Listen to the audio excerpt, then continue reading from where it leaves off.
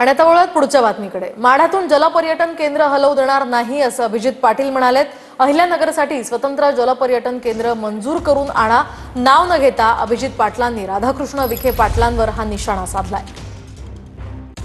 जलपर्यटन केंद्र उजनी धरणात होतंय, एकीकडे तुम्ही त्यासाठी पाठपुरावा देखील केला होता, माहिती समोर आली होती। मात्र तेच जलपर्यटन केंद्र अहिल्यानगरला जाते अशी माहिती समोर येते। काय तुमच्याकडे माहिती आहे, काय असणार आहे भूमिका?